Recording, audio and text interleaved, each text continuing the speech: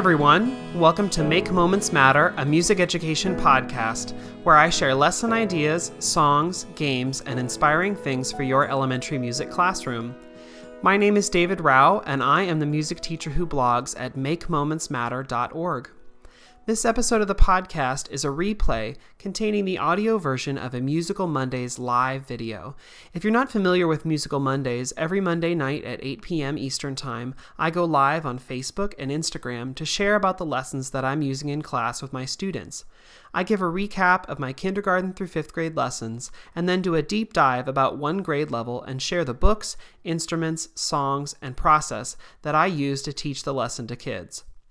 This podcast episode contains all the audio from the Musical Mondays video, but if you'd like to see a replay of the video itself, you can find a link to the archived video on YouTube when you click the link in the notes for this episode.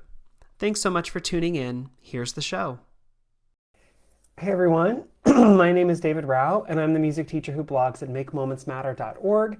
You can also find my ideas on Facebook, Pinterest, Instagram, TikTok, Teachable, variety of places when you search for my name, David Rao, or Make Moments Matter. Today is the last Musical Mondays of the semester, which means that now I've done 15 Musical Mondays just this semester, along with the 7 years before, 8 years, I don't know, many years. So there are even more resources for you if you want to go back and watch old ones or listen to old podcasts, you can, but I've done 15 this semester, and so I'm going to take a little break and come back in January. Speaking about January, so I'm taking a little break also because in January I'm coming back with more Musical Mondays, but I'm also doing a lot more in-person workshops. So if you are around any of the places I'm about to mention, think about coming in and joining us for an in-person workshop. So I'm going to be with the Wyoming Music Educators in Cody, Wyoming on January 19th and 20th, and doing several sessions for them, I think 5 different sessions at the Wyoming Music Educators Conference. I'll be at the Greater Rochester Orff chapter, so near Rochester, New York, on January 24th. So if you're near Rochester, come and join us for that.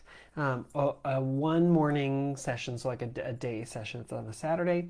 I'll be with the Illinois Music Educators on January 30th, 31st, thanks to West Music for that.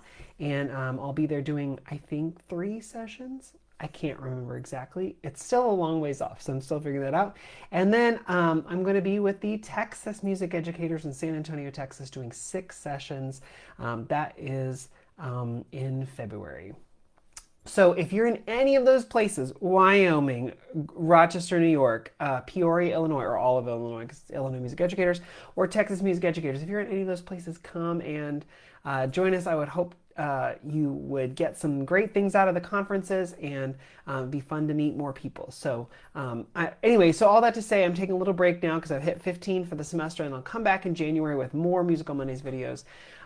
But this is the last one for the semester because I got to take some time to prep for the next stuff. A couple other things. If you hear any books, resources, movies, videos, whatever in these movies you're interested in, you can go to my blog, makemomentsmatter.org, click the video tab. You can find all the Musical Mondays that I've ever done for the past 7 or 8 years, plus this year, and just click on the this year dates, the 25, 26, and you'll find all the things that I talk about in these videos. Okay, cool. So last week I said, hey, if you have any questions, just put them in this little form, and one person responded. So I'm going to answer their question, and then I'm going to talk about Nutcracker-inspired Orff instrument exploration, because if y'all don't give me questions, I'm just going to make things up. And so one thing I love around this time of year is the Nutcracker, and so I'm going to share a lesson I have never shared. But it's actually great because the question that the person asked was, what classroom procedures do you put in place before introducing barred instruments? I have some very challenging kindergartners. Well, I will say I do not typically start barred instruments with kindergartners, at least not in a way that I want them to play a melody or an accompaniment or something else. It almost always starts with exploration. In kindergarten, that's our biggest focus. It's exploration with the pitch percussion instruments, just to get them used to the instruments, comfortable, to teach some of those procedures, to teach some of those basics of the Orff instruments or pitch percussion instruments. whatever term you use for them. So there's a lot of exploration, there's a lot of playing around before we ever do anything that's like specific, like I need you to play a melody, or I want you to play a rhythm, or I want you to improvise, or I want you to play an accompaniment. I don't get to that until we've done a lot of exploration. And that exploration, honestly, I don't put them on an expensive instrument until I know that they can handle themselves and their bodies a little bit more than maybe they did when they came in August. So typically I start with very simple things, usually with my smaller instruments. And if I had an example of that, I would put that, or I'd pull that out to show you. But usually with glockenspiels, things like that, usually early on. But it's exploration. It's like Itsy Bitsy Spider, but going up and down a glockenspiel, or something that's very simple. Reading a book that has inspired movements that can go up and down the instrument and explore the instrument. Kind of what I'm going to show in just a minute. That's the Nutcracker related stuff. But it's all things that once they know me a little bit, once they know the expectations of the room a little bit, once they know expectations of other things a little bit, then we'll go to the instruments. But not before, because the kids, they need a routine, they need a set expectation, they need to know you and what you expect before you put them into an environment where they will be very stimulated and very excited. It's why the tech teacher in my school doesn't do iPads the very first week or the very first few weeks. It's why they don't pull out paint right away. It's why the art teacher doesn't pull out paint right away. It's why, I mean, like, that it's why you have to gradually get them into that. And that's why one of the first things I do with Orff instruments when kids get to those pitch percussion instruments is instrument exploration. And that's the lesson I'm going to talk about tonight with Nutcracker-related instrument exploration. I have never done this. But I had this like wild in the airport moment the other day as I was coming home from the American Orff Shoulderwork Association National Conference, which was amazing. I hope that you get to go to that next year if you didn't get to go this year. And if you did go this year, I hope that you're still basking in all the cool ideas. But I was sitting in the airport thinking, like, I can't wait to get back to school because it is Nutcracker season. That's not true. I thought, I'm so glad I get Thanksgiving week off. But when I do get back, I'm excited because it's Nutcracker season. And so I wanted to share these Nutcracker ideas that I had and tell you I haven't yet used them with kids. I've used similar things, but I want to share sort of the idea of what I'm going to do, and then I will report back in January about how it went. But I don't have any Nutcrackers at home except for one. And that is the one that my sister gave me several years ago that she painted to look like me. Because why wouldn't you need a Nutcracker that looks like you?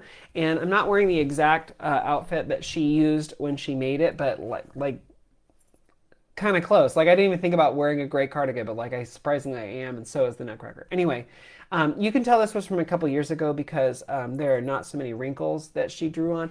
But anyway, so this is Nutcracker David, and when I'm at school, though, I'm going to pull out one of my like actual like my school Nutcrackers that maybe look, the more traditional like soldier or king or prince or something like that. Even though Nutcracker David also has a crown. I mean, in case you're not seeing this, if you're like washing the dishes while you're watching or listening to this, Nutcracker David does have a crown.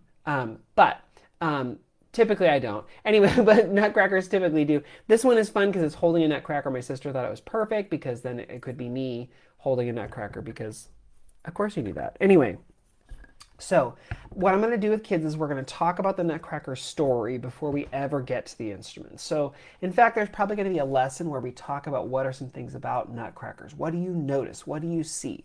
Well, the Nutcracker is sitting up or standing up very, very stiff.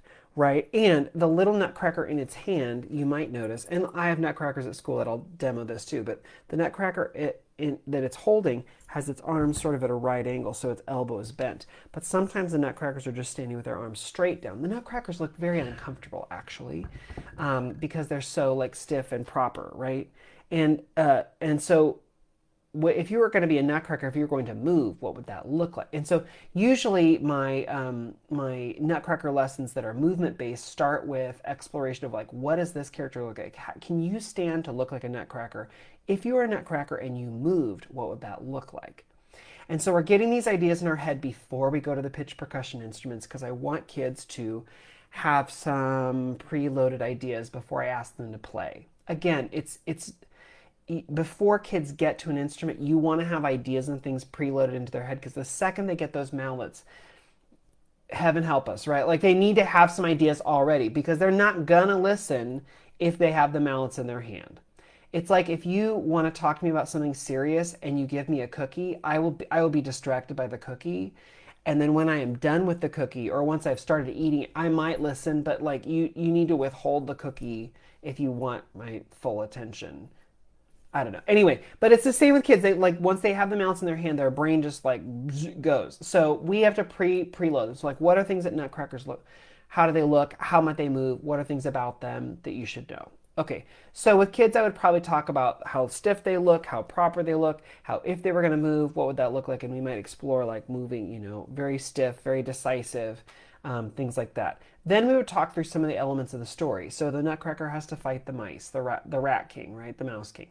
And how would mice move? Well, mice generally do not want to be heard. They do not want to be found out. And so they'd probably move pretty quiet and pretty slow and soft.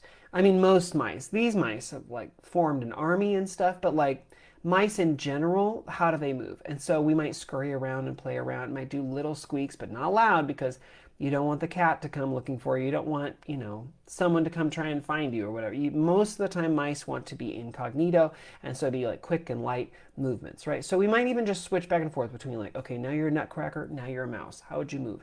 Fast, quick, slow. Now you're nutcracker, now you'd move slow and decisive. Okay, now you're a mouse, you're quick and light and fast and quiet. Okay, back to being a nutcracker. So like might play around going back and forth. Then we might explore like the sugar plum fairy. How does she move? She moves slow and sweet, and yes, okay, maybe we'd watch a clip or something, but if I'm thinking like just fairy, just like general fairy, I think like slow and light and like careful, but like dainty and fun, and like maybe like zip around and move around and do like woo, but like not crazy loud, not heavy, not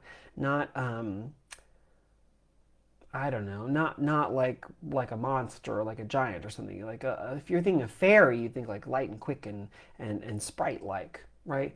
And then the last character I'd probably introduce with if I'm doing this to younger kids, I would want the Nutcracker, I would want the mice, like the Rat King, I would want the Sugar Plum Fairy, and then I think I would want Drosselmeyer, because I want some magical sound. So we talk about Drosselmeyer and how would he move, maybe mysterious. Maybe he sort of like moves quickly, or maybe he moves slow. I don't know. It depends on his mood. And then he loves to sweep his cape around. He's just so, like he's like ostentatious, excited, and like, like he's showy. He was like, wah, so like he might sweep his cape around.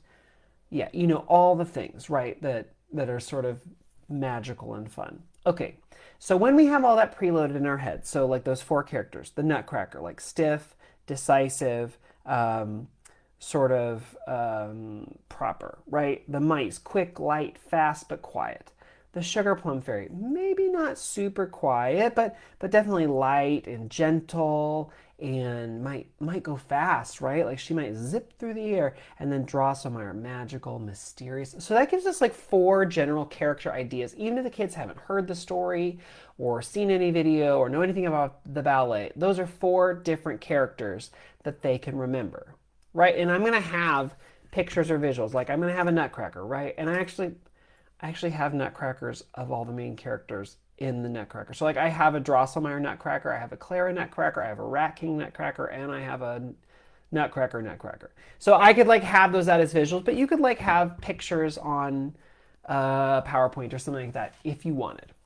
Okay, so then we would go to the instruments, and usually with my students, when we're doing just basic instrument exploration, I won't have them necessarily take off bars, or for kinder, I would just leave the bars on. You can do this with bars off, but I would probably leave the bars on just for the sake of exploration. In fact, even before we get to the instruments, maybe I give them mallets and let them continue moving and playing. So a Nutcracker, the way they move might be something like stiff and move like, and a mouse might be, you could even do the mouse like whiskers, right? And you could go, you could even do whiskers with your fingers. like this. So you have to pinch the mallets, and your fingers can be the whiskers. This is great to help them start to learn how to hold the mallets, because you want them to pinch between their thumb and first finger, but their other fingers can come out and be little whiskers for the mouse. That'd be fun. Okay, so you've got your stiff Nutcracker, you've got your whiskers, you got your little mouse who's darting around. You have the fairy who might be like flowing and what. And then you would have Drosselmeyer, mysterious, right? And like, wow, I've arrived. Oh, I'm mysterious. Like you might do some different things with that. But I would probably, between talking about the characters and playing the instruments, I would hand out mallets so they could do more movement exploration, but just with mallets in their hand. Okay, so how would the Nutcracker move? The Nutcracker, remember, he'd be kind of stiff and like decisive. He's not like a giant. He's not like stomping around, but he might be kind of like marching. So if I were going to move up the instrument, I might march kind of like that. I might have like sort of stiff movements. I am in no illusion that kids are going to go up a scale like that. They'll probably just like be all over, depending on what grade I do this with. But something kind of stiff movements. We might even say like, find one bar you really like. Find your biggest bar, and let's just do a steady beat, because I feel like a Nutcracker would be very good at a steady beat. Okay, find that. Great. You could even, if you want, with the older kids, you want them to practice playing a drone, like a bordoon, you could have them find C and G, and just do a steady beat with that.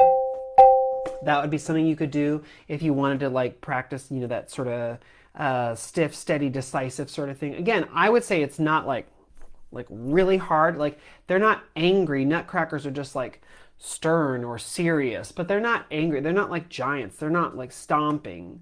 They're not destroying anything. In fact, they're protectors, right? So like I would say those like Nutcracker soldiers would be like sort of stiff, but like not crazy. And honestly, like your arms, you're not going to be just like a Nutcracker, because you can't play. So you could even talk about like what's the difference between a Nutcracker who just stands ready. Like the Nutcracker position could be ready, like with your hands out and your mouth straight up and stiff and waiting. And then when it's time to play, you could find like a Nutcracker playing position. It'd work really well if you had like a Nutcracker that, well, this one has a horn in his hand, but if you had like a drummer Nutcracker, that maybe would help too. I don't know. Okay, so then the mice. Mice are quick, they're light, they're fast. And the kids could play around. Where would the mice go?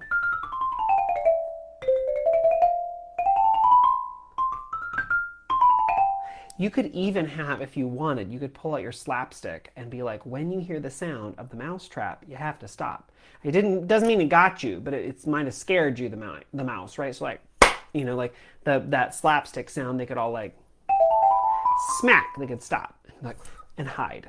Maybe that's another thing of like, you could add in the prompt of like hide could be like mallets go down or mallets get put away, or so they're not visible. Okay, then you're gonna have the sugar plum fairy, who's light and gentle, and you know what? She always lands exactly where she wants to. Her feet, she goes exactly where she wants, and for me, that's right in the middle of the bar. See, because right in the middle of the bar, there's a letter, and in the middle of the bar, there's a little image of the mallet, of like the mallet, because this is the Sonar brand, so it's gonna look like this. So that's right where she lands. Can you practice landing right on that letter, right on that little image of the mallet footprint?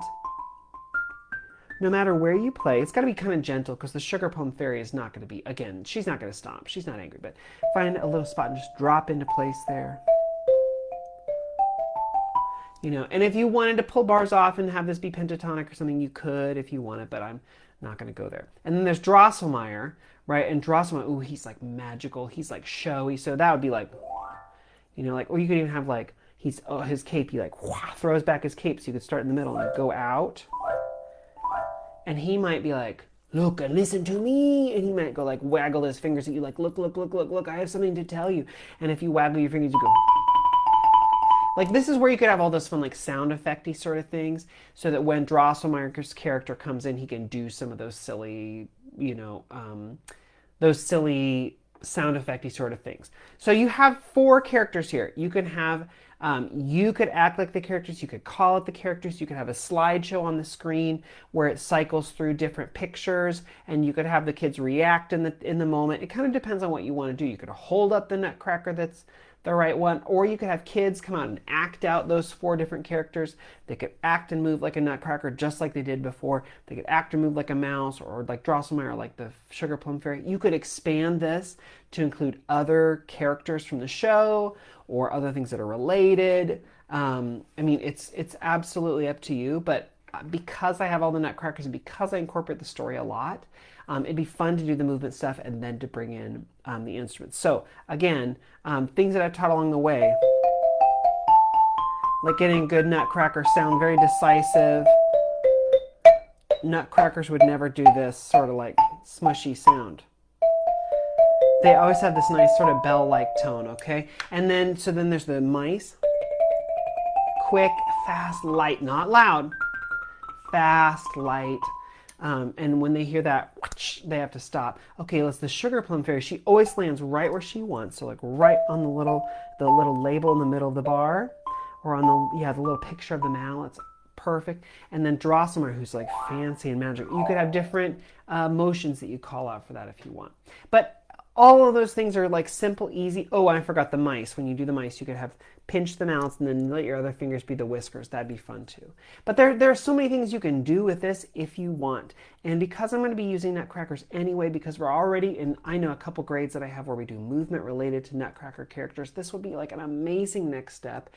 Even if you don't have, or especially if you don't have like a full class set of instruments, why not have like half the kids on one side of the room with an instrument and the other kids acting out the movements? You could have, you could call out something and like half the kids could move like Nutcracker and the other half could play. And then you could have them move like Drosselmeyer. The other kids could play like that. It would be hilarious and fun for all the people involved. And it gives you a chance to tie in the Nutcracker content and retell the story if you want. There are a lot of fun things you can do with it if you want. If you try this out with students and you have thoughts, ideas, or other characters, or comment on how it went, please come back to this video, this thread, and leave those comments so that other people who see it can go like, oh my gosh, David, I can't believe you forgot to include blah, blah, blah, blah, whatever character. Because like, maybe you're like, you know, a big Mother Ginger and her Polichinelle's like fan, and you always get mad whenever one of the ballets like leaves that out, or I don't know, maybe you like have a very, very strong opinion about something Nutcracker related and you want that included. Please leave those comments and other people can see it and try it too. But if you do this Nutcracker-inspired lesson, let me know how it went. I would love to know. I'd love to hear more about it. Like I said, I'm not going to be back next week because I'm taking a couple weeks off because this is my 15th Musical Mondays of the semester. So I'll see y'all again in January. And if you are near Wyoming, Illinois, or Texas, or sorry, if you live in Wyoming, Illinois, or Texas, I hope I'll get to see you at your state conference in January or February. Or if you live near Rochester, New York, I hope you'll come and join us for the Greater Rochester Orff Chapter workshop in late January. Put those on your calendar, start planning now. And if I don't see you before then, I will see y'all at the Musical Mondays when we start back in January. So have a great Thanksgiving, everyone, and I'll see y'all soon. Bye, everyone.